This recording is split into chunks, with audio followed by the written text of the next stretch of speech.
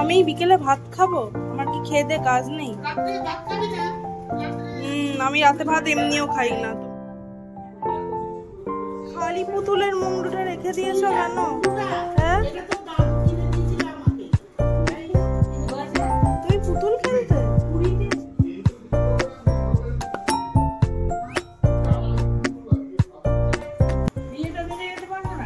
কেন, বিয়েতে দেখার কি আছে?